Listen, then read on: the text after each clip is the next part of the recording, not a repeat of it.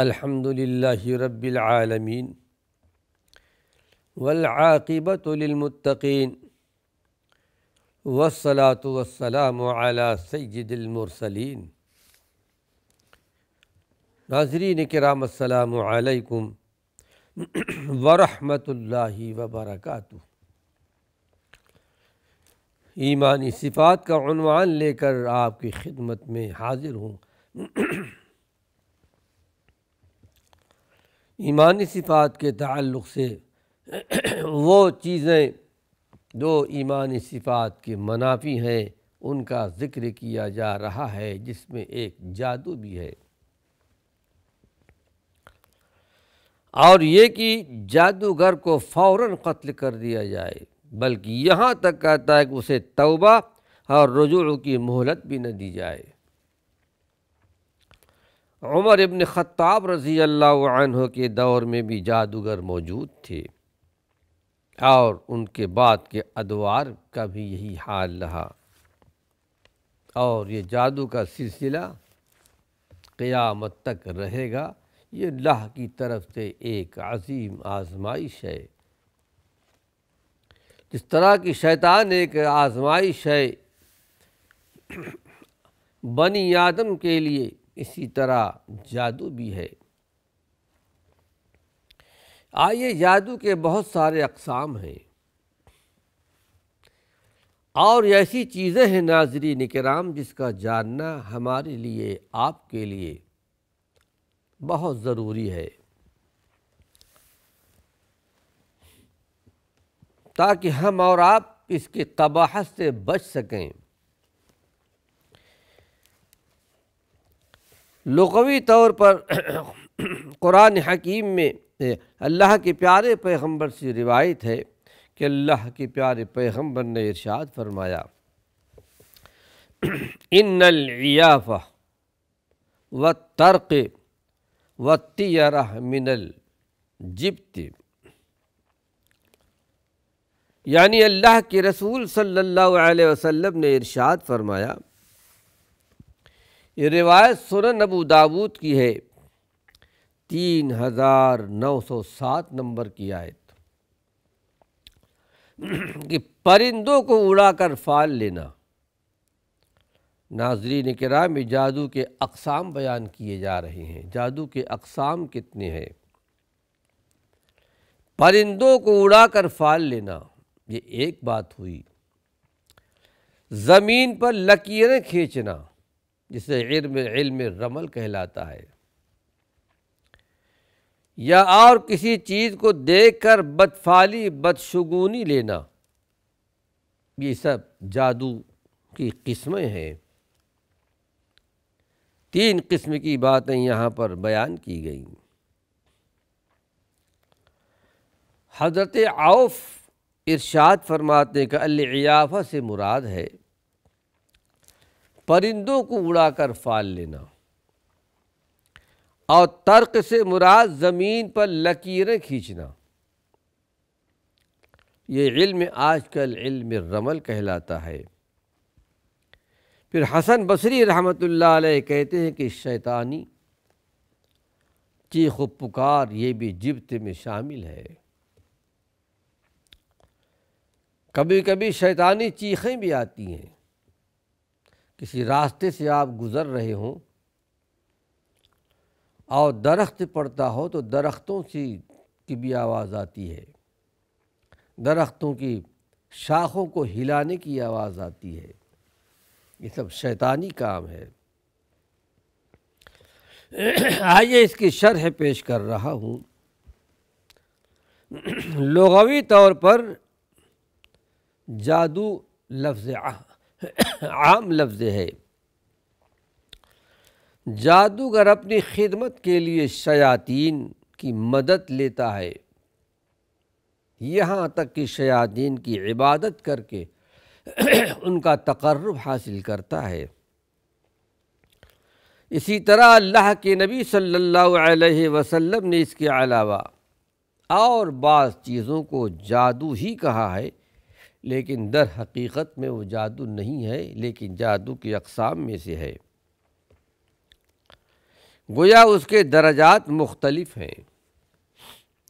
جادو کے ان اقسام میں فرق جاننا انتہائی ضروری ہے۔ جو جادو کے اقسام بیان کیے گئے، مسرت احمد کی روایت جس میں عوف رحمۃ اللہ علیہ بیان کرتے ہیں کہ عیافہ، اس کا معنی یہ ہے کہ پرندوں کو اڑا کر پھال لینا، اور مشرکین مکہ ایسا کیا کرتے تھے۔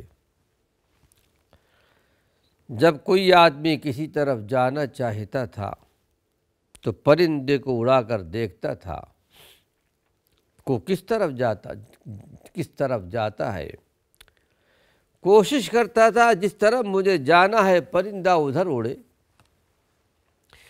اگر اس طرف اڑ جاتا تو یہ سمجھتا کہ یہ ہمارے مقصد کے مطابق ہے، ہمارا سفر کامیاب رہے گا، جس مقصد کے لیے میں گھر سے نکل رہا ہوں۔ لیکن اگر پرندہ دوسری طرف نکلتا تو یہ سمجھتا کہ میں سفر میں کامیاب نہیں رہوں گا، ناکام رہوں گا۔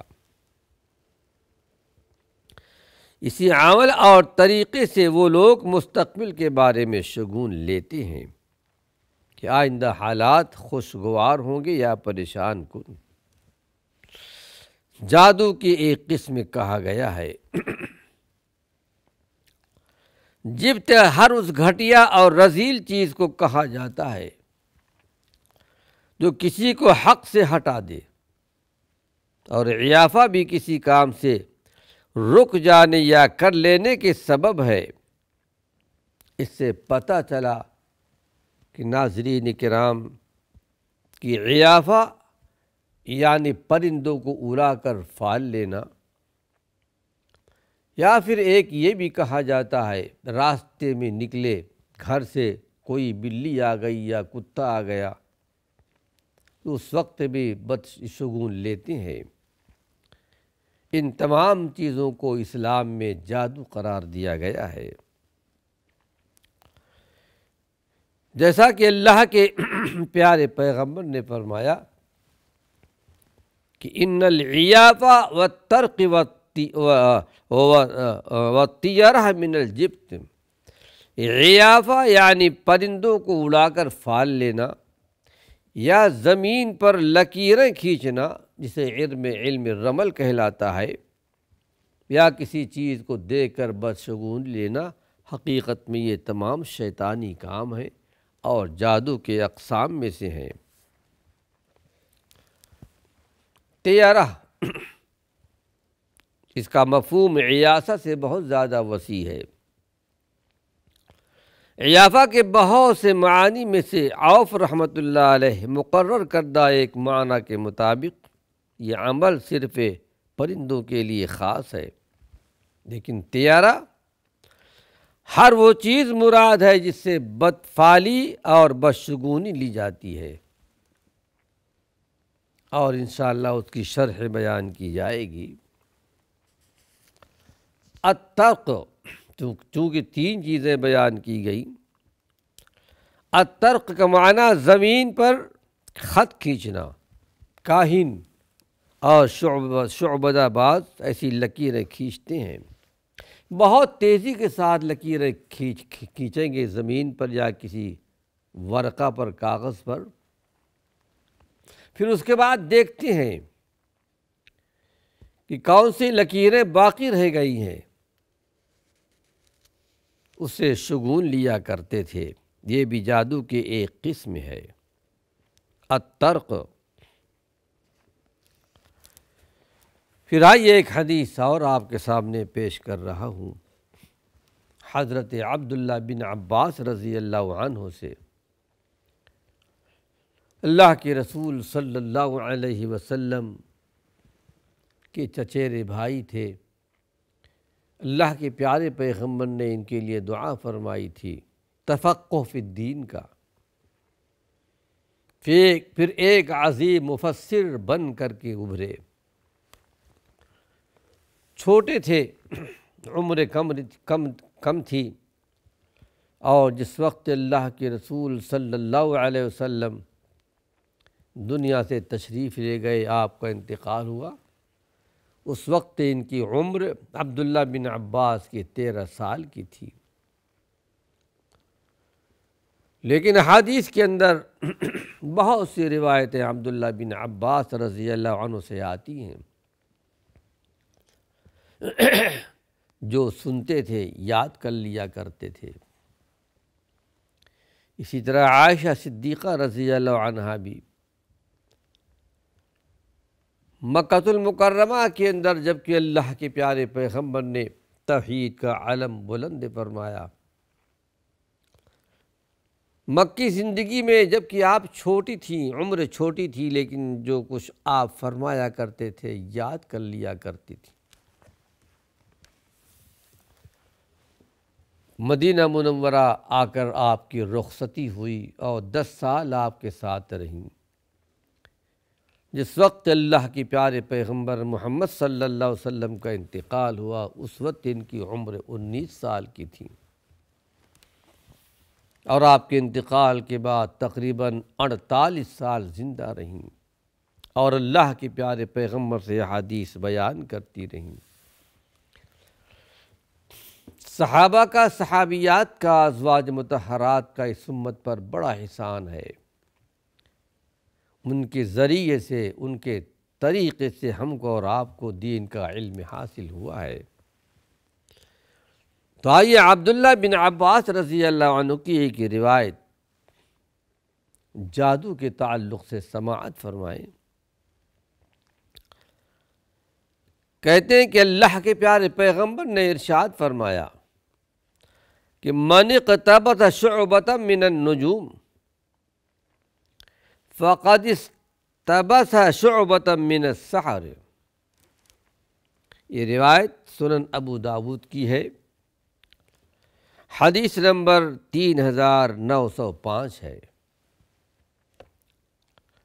عبداللہ بن عباس رضی اللہ عنہ ارشاد فرماتے ہیں کہ جس آدمی نے علم نجوم کا کچھ حصہ سیکھ لیا،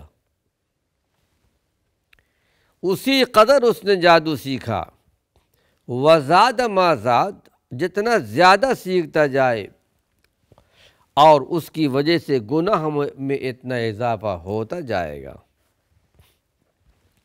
یہ روایت عبداللہ بن عباس رضی اللہ عنہ کی ہے۔ علم نجوم ایک علم ہے جس کا تعلق جادو کے ساتھ ہے، یعنی علم نجوم جادو کے قسم ہے، اور انشاءاللہ اس سلسلے میں کچھ باتیں اور بیان کی جائیں گی۔ علم نجوم کے تعلق سے یہ بات ذہن نشین کر لیں کہ ایک مرتبہ اللہ کے رسول صلی اللہ علیہ وسلم سفر میں تھے اور بارش ہوئی۔ غالباً تو آپ نے ارشاد فرمایا کچھ ایسے بھی لوگ ہیں جن کا عقیدہ ہے کہ مطرنا بنوع کذا و کذا، یعنی فلاں ستارے کی وجہ سے یہ بارش ہوئی ہے۔ اللہ کے رسول صلی اللہ علیہ وسلم نے اس کو کفر قرار دیا ہے۔ تو علم نجوم کا جو کچھ بھی حصہ سیکھ لے وہ ایک جادو کا قسم ہے، اور جتنا سیکھتا جائے گا اتنا گناہ میں اور کفر میں اضافہ ہوتا جائے گا۔ آئیے ایک حدیث اور آپ کے سامنے پیش کر رہا ہوں، حضرت ابو ہریرہ رضی اللہ عنہ سے۔ علم حدیث میں اللہ نے حضرت ابو ہریرہ کو بہت بڑا مقام دیا تھا۔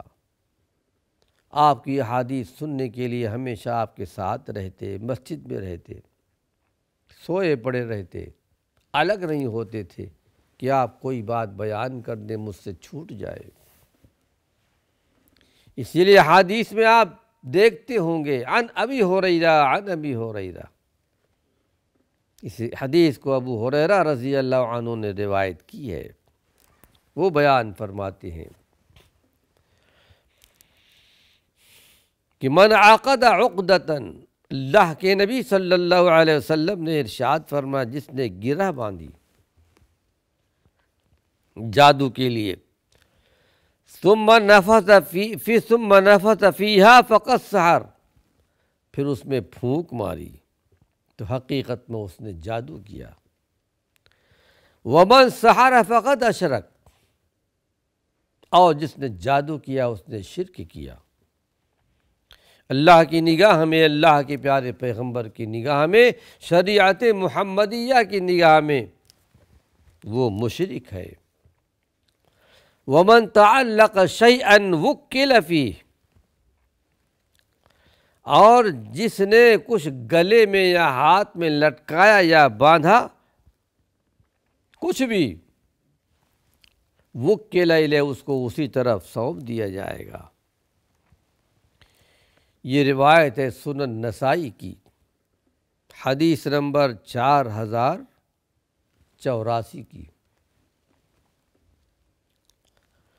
اللہ کے رسول صلی اللہ علیہ وسلم نے جادو کی مذمت بیان کرتے ہوئے ارشاد فرمایا کہ جو آدمی جادو کے لیے یعنی گانٹھیں مارتا ہے پھر پھونک مارتا ہے، وہ حقیقت میں جادوگر ہے۔ قرآن حکیم کی آیت قل اعوذ برب الفلق کے اندر ومن شر النفاثات فی العقد، جیسا کہ پہلے بیان کیا گیا، میں پناہ مانگتا ہوں اللہ کی اس جادوگرنی سے جو گانٹھ لگا کر کے پھونک مارتی ہے، گرہ لگاتی ہے۔ یہ ایک طریقہ ہے جادو کا۔ نفاثات اور نفاسہ کی جمع ہے، جادوگرنی۔ پھر اللہ کے رسول صلی اللہ علیہ وسلم نے ارشاد فرمایا کہ جو آدمی اپنے گلے میں اور ہاتھ وغیرہ، بازو وغیرہ میں کوئی چیز باندھتا ہے یا لٹکاتا ہے، اسے اسی کے سپرد کر دیا جاتا ہے، پھر اللہ کی مدد اس کے لیے نہیں آتی۔ یہ بھی جادو کا ایک قسم ہے۔ ناظرین کرام، وقت ختم ہو چکا ہے۔ اللہ نے چاہا اور کچھ مفید باتیں اپنے آئندہ درس میں پیش کروں گا۔ وآخر دعوانا ان الحمد للہ رب العالمین۔